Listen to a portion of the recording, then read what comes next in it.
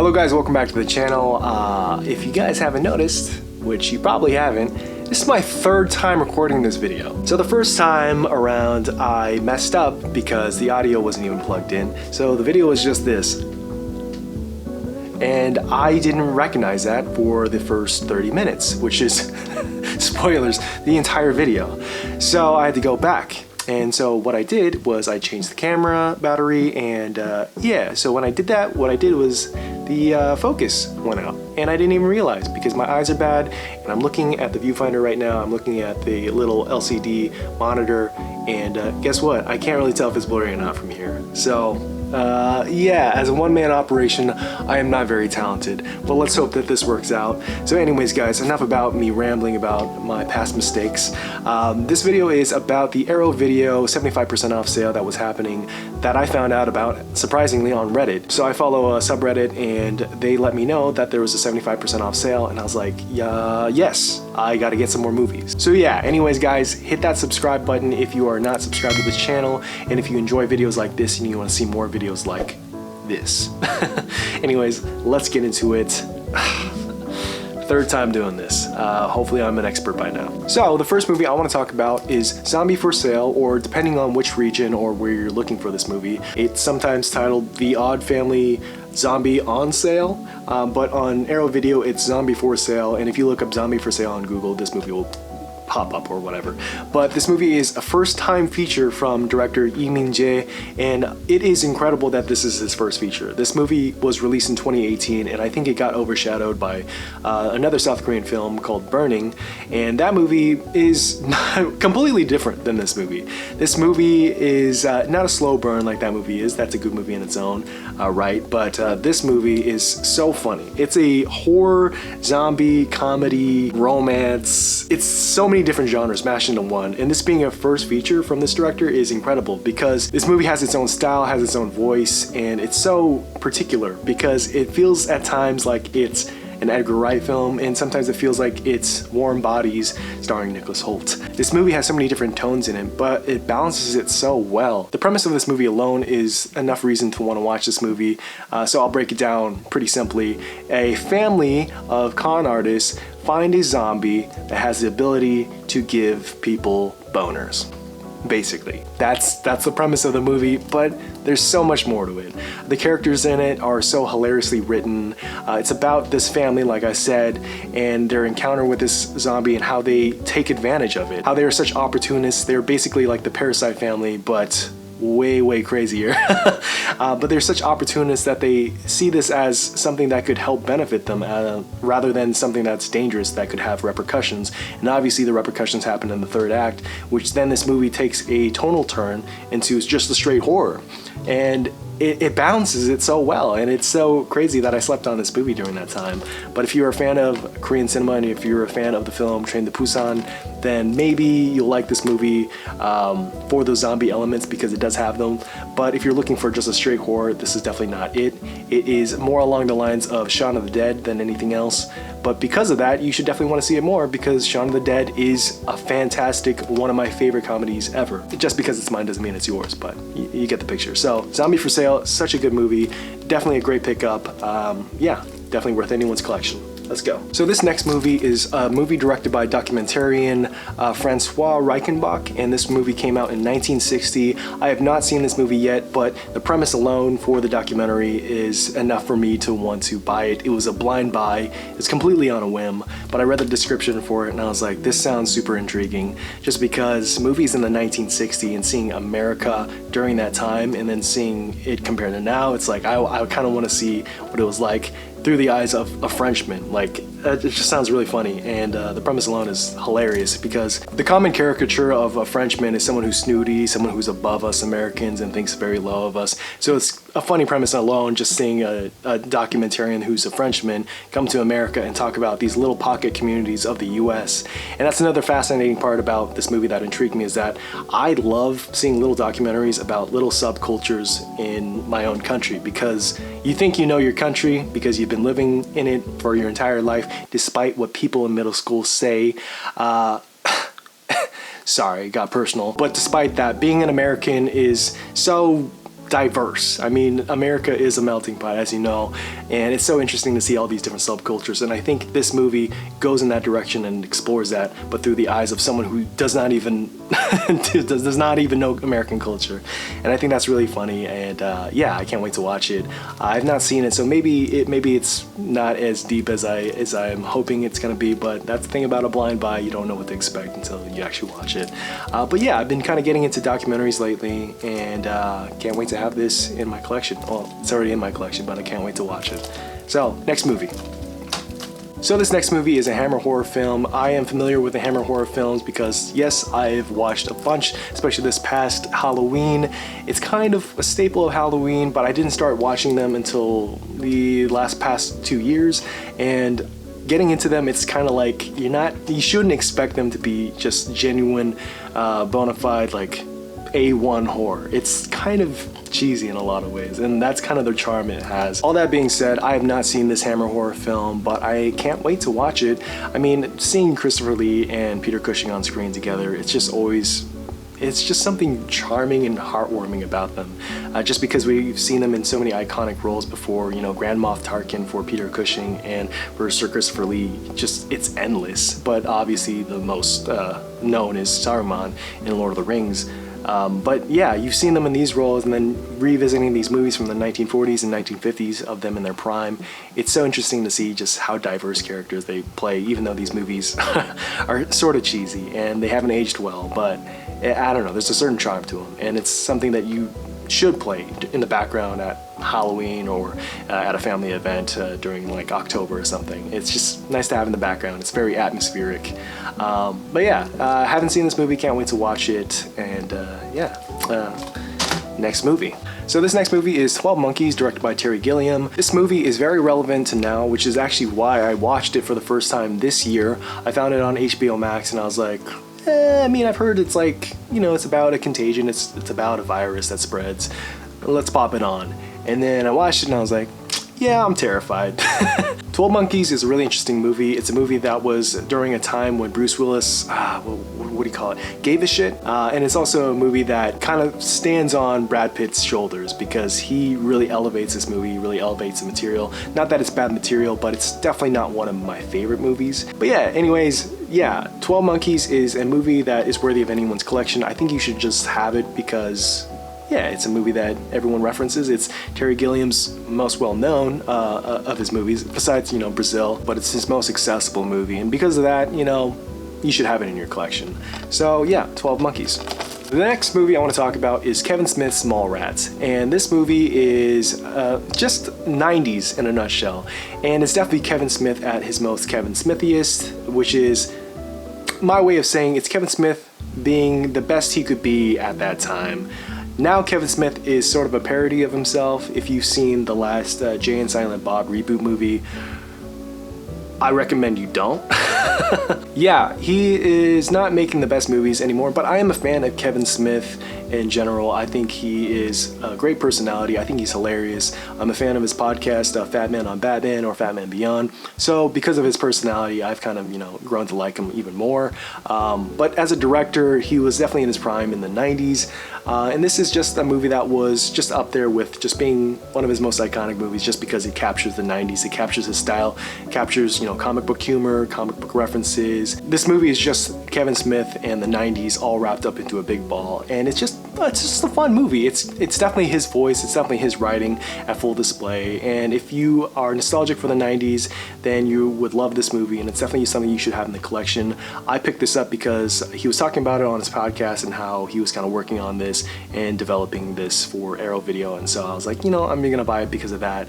But it's not a movie that's aged perfectly well. I mean, there's a lot of things that they say in the movies that are just like kind of questionable now, but that goes for a lot of movies that are pre-2000. So yeah, times have changed, but yeah, it's still hilarious at times, and Jason Lee alone is enough reason to want to watch this movie because Jason Lee is just so good at delivering lines. So yeah, I mean, just watch it for that and watch it for Stan Lee. Watch it for the Lees, basically. So yeah, Mallrats. The next movie I want to talk about is Arrow Video's 4K release of Cinema Paradiso, one of my favorite movies, one of the best movie endings in a movie, arguably, but one of my favorite movie endings ever, and one of the best movie scores ever. This is such a special movie because I was like, I hope they have a 4K release of this movie, and so I went to Arrow Video's website and they were actually making it available for pre-order for the 4K release, and I didn't know that was a thing. So when I pre-ordered this a couple months ago, I was like, I was waiting for this for so long, and it's finally here in December. And yeah, it's just a movie that I could go on endlessly about. I could gush about this movie forever. But all you need to know is that you need to go watch it. And if you're not a fan of foreign language films because subtitles are too hard for you and you find it difficult, then I am so sorry. You are missing out. But ever since Netflix was a thing, I have used subtitles for as long as I can remember, because you'd actually be surprised by how much context you can actually get from using subtitles. So that's the thing that I really like about foreign language films, is that I don't feel that the subtitles is a detriment to the movie watching experience most of the time. If anything, I feel like it provides more context. And so this is a movie that you should definitely watch. If foreign language films do frighten you a little bit, I would suggest just get over that and watch this. This is a movie that was so important for its time and still resonates today. It's a movie that's been widely parodied and referenced. And also, if you're familiar with that one GIF or GIF, I don't know which side you ride on, if you're a GIF guy or a GIF guy, but there's that one specific GIF of Salvatore in the theater and he's crying, and it's been used so many times. So if you don't know the movie itself, you definitely know that image. But yeah, watch the movie if you haven't. This one includes the theatrical version, which is the version that I've seen, and it also includes the director's version, which is the full version that includes more context behind Salvatore's character and his relationship with Alfredo, I believe. Don't quote me on that because I have not seen that version, but I can't wait to watch it. And yeah, one of the best movies ever. Love it. The next movie I want to talk about is the double feature from Hong Sang-soo, which is his two movies, Tale of Cinema and Woman is the Future Man. I have not seen these movies yet, so I don't know anything about it. All I can say is that I've heard good things about it, and a little context behind why I picked up another Korean movie is that I just wanted to get more in touch with Korean cinema in general. I am obviously not the strongest Korean language speaker, but I am Korean, and it's nice to kind of watch these movies and get some, I don't know, idea of what Korea is like and what Korean cinema is like, and see that evolution from, you know, movies like this that are kind of coming from like the 80s and the 90s or the early 2000s, and then seeing Parasite now and seeing how big of an impression it made. You know, it swept the Oscars, and I don't know, ever since Parasite, I've been wanting to actually get hard copies of these movies to kind of keep track of the history of Korean cinema and see how far it's come to this day. So I don't know, that's just a little context for that. I don't know if you care about that, but yeah, I wanted to get this because I've heard some good things about it. I've heard more about Woman is the Future Man than Tale of Cinema. But yeah, I can't wait. And yeah, that's another one from my collection. Ooh, it's gonna fall over. All right, so the next movie I want to talk about is another movie that I haven't seen, which surprises a lot of people because I have seen all of Guillermo del Toro's movies except this one, which is Crimson Peak. Crimson Peak is Guillermo del Toro's take on the gothic horror. It's starring Tom Hiddleston and Mia Wasikowska. Mike Wazowski. I don't know how to say her name on the first try, but it's a movie that I haven't seen yet. I don't know a lot about the story. I don't know a lot about any of it. I just thought it was a cool looking movie based on the trailer, but I remember when it was released in theaters, I didn't go and see it, which is weird because I usually go and see his movies. I'm a big fan of Guillermo del Toro. I love his Hellboy films. I wish he could finish his trilogy. I wish he could have done a third film. I don't know exactly why they never did that, but you know, David Harbour took on the role of Hellboy. This is going completely off tangent, but yeah, I don't know why they went that direction, but I really wish he completed his trilogy. That's one thing that if they could bring back Ron Perlman for a third movie, I would love that. But yeah, those films, and I also love Pan's Labyrinth, and I liked Shape of Water. I don't think it deserved Best Picture, but it was definitely a really entertaining movie that I really enjoyed. But Crimson Peak was a movie that I think a lot of people didn't receive very well either. I think it was a movie that had very mixed reviews, and I don't hear people raving about it. I know that it's available on Netflix right now, so maybe it's getting more attention, and maybe more people will appreciate it now, and maybe it's even someone's favorite movie. but it's not a movie that I've heard great things about. So I'm really interested to watch this movie, and I'm really interested to see what kind of special features they have on this, you know. So yeah, his take on gothic horror was something that I'm really intrigued by because I love his style, I love his use of practical effects, and I want to see his take on just a straight up horror. I heard it's not as horrific as people wanted it to be, but you know, that's even better for me because I am what you call a pussy. I can't wait to watch this maybe scary, maybe not scary movie.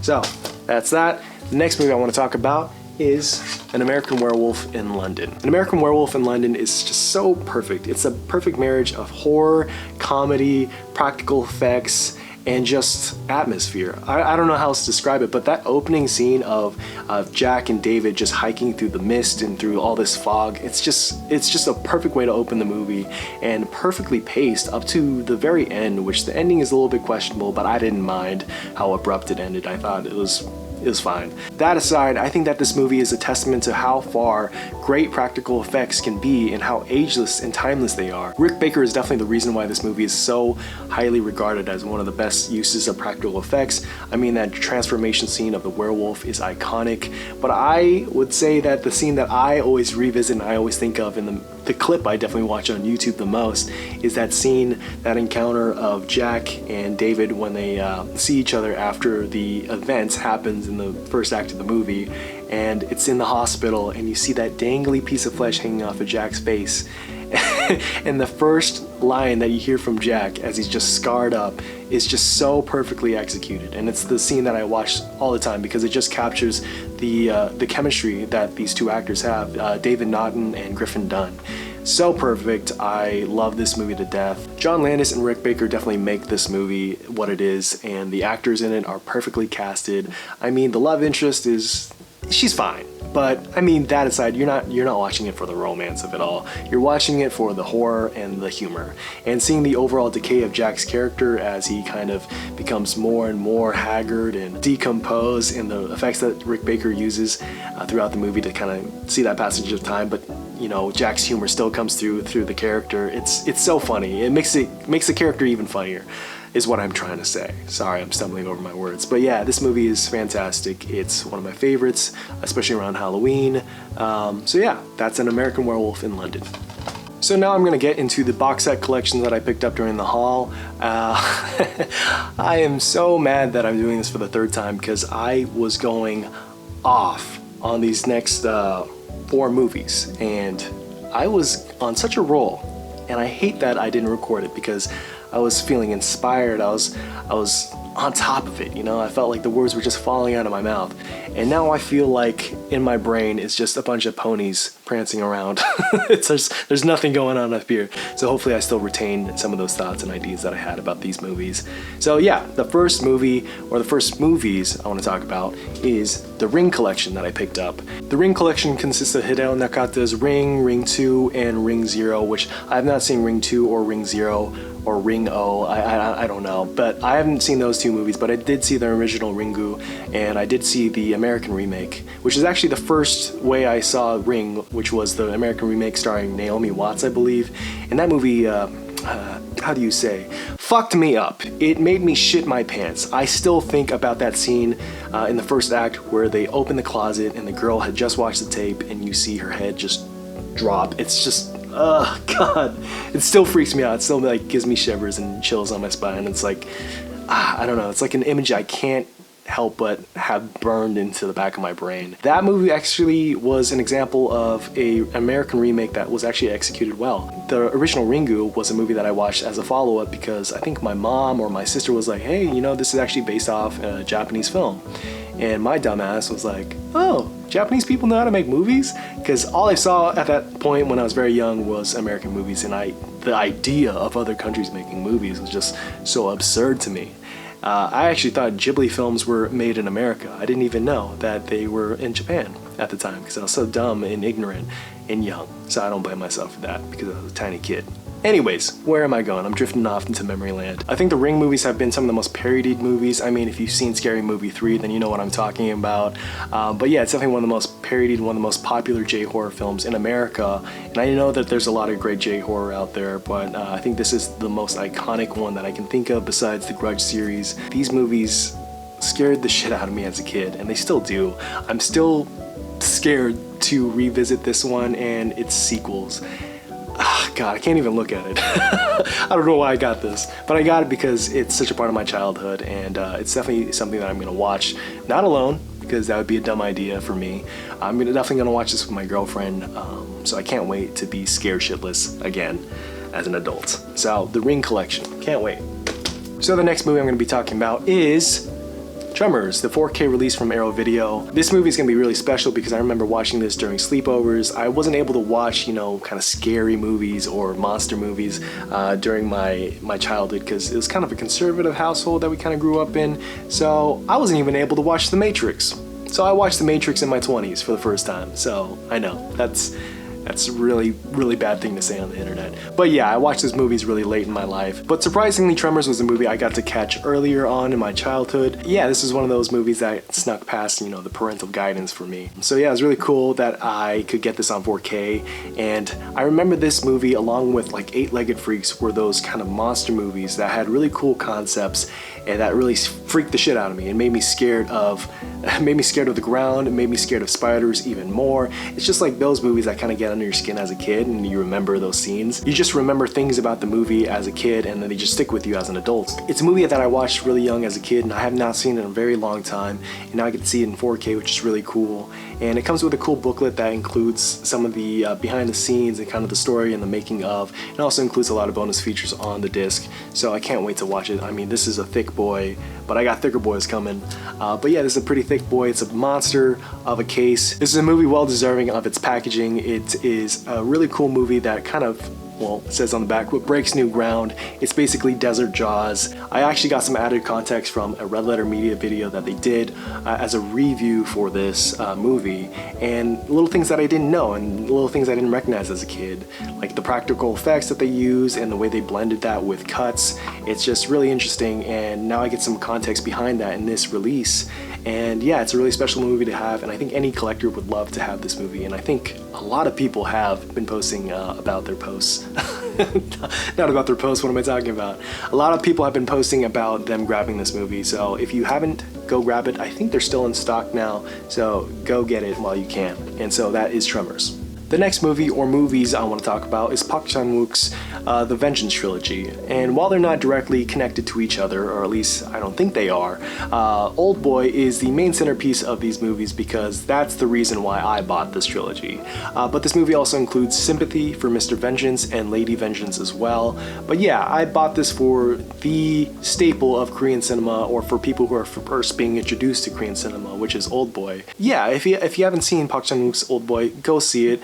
If you've only seen the American remake, try to unsee it. But yeah, it's a movie that I had to pick up as a trilogy because it was that, or I pick up the 4K release of Oldboy on Arrow Video because they actually just released Oldboy on 4K, and it was the same price and it wasn't discounted. It wasn't a part of the 75% off sale.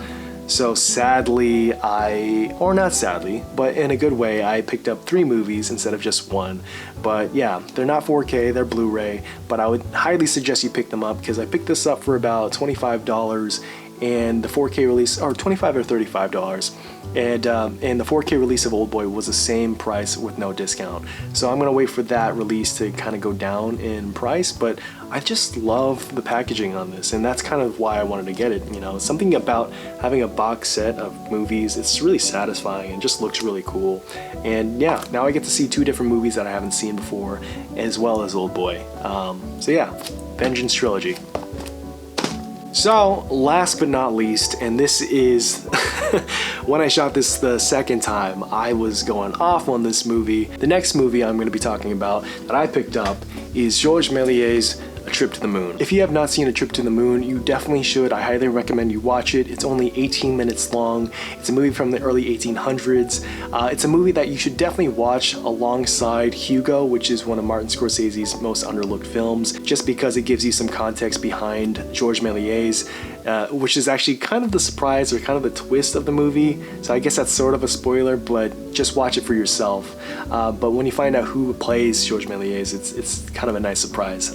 But yeah, I really enjoyed that movie. Now that I say that, it seems like it's a little bit of a spoiler mentioning that Georges Méliès is actually a featured character in the film, because the movie starts off and you think it's about a boy and his automaton, but it's actually a lot more than that. It's about redemption, it's about passion, and it's about pursuing your passion despite critics and things like that. It's a really well thought movie and a really well executed movie. I think it's one of Martin Scorsese's most underlooked, but then again, I am not talking about Hugo, I'm talking about A Trip to the Moon, which for me, it was a movie that I was introduced in one of my early film classes. And keep in mind, I am not a film major in any way. I did not major in film or film studies. Like I said, I took some film classes, but they were more like electives. And so it was just kind of the basic knowledge of film history and an introduction to film. And because of that class, I was introduced to A Trip to the Moon, which kind of blew me away when I first watched it, because not only do you get to watch how Georges Méliès created this movie and kind of the story behind him making it, but then you watch it and you get to see those techniques at display, and you get to see the story behind how they did it, and you realize it came out in the 1900s, which is a date you can't even fathom. And it's just so amazing. And then it's also kind of tragic, because you hear about Georges Méliès and you hear about how he was someone who didn't get the credit behind his work that he deserved. And he was someone that was only appreciated after he passed. And it kind of sucks about artists back then who kind of got screwed over by the industry, and got screwed over by people around them and critics and things like that, because they never got to really see how much people loved and appreciated them while they were alive. And it's sad, but now we do. And it's definitely something that you should pick up if you are a fan of Georges Méliès, if you're a fan of A Trip to the Moon, if you are a fan of film history, if you're a fan of silent films of that era, or of black and white films, or of practical effects, or just movies in general. I think you will love this. I think it's something you should have in your collection. I believe there's only 1,000 copies available, but last time I checked, and I think I mentioned this before, but they were still in stock, so I'd say check now as of December 18, 2020. Definitely check online if they have them. But yes, that is Georges Méliès' A Trip to the Moon. It's the grail from this entire haul. It's the thing that I was looking forward to getting the most, up there with Cinema Paradiso and Tremors. But yeah, it was the one I was looking forward to the most, just because of how beautiful this packaging is. And yeah, it's a movie that really kind of changed my perspective and the way I look at movies, and I think you should watch it. Go check it out, add it to your collection if you can still get it. But anyways, guys, thank you so much for watching that. I can't believe I shot that 3 different times. I hope it worked out this time. But yeah, if you guys have not subscribed to the channel, if you are new and you like this and you want more videos like this, please let me know down below, and please subscribe to the channel if you can. And also, if you like the video so far, hit that like button. It really does help these videos get seen, and I overall just like doing videos like this now. I kind of like just freestyle talking about movies that aren't necessarily new. It's not like I have to be on the beating pulse of movie news or anything like that and talk about something immediately. I can just kind of talk about things that I really appreciate or things that I enjoy. And if that resonates with you and that's something that you like, then thank you so much for sticking around, and I really appreciate your view. I really appreciate your comment and your feedback if you have any. But yeah, what did you guys get from the Arrow video haul? Did you guys get to participate in the 75% off sale? Did you guys watch my Criterion 50% off haul? If you did, thank you so much, because that video was received a lot better than I thought it would be. And so yeah, if you like the ramblings of a madman with way too many movies, thank you. Thank you for watching, and thank you for being alive, and I hope you guys have a great happy holidays. Is that weird to say? I hope you have a great happy holidays. I hope you guys have a happy holiday week. I hope your holidays are happy. Happy holidays. Happy holidays to you guys. See you guys in the next year, or maybe I'll post a video before the end of the year. So who knows? But thank you so much. I love you guys, and as always, I will see you later.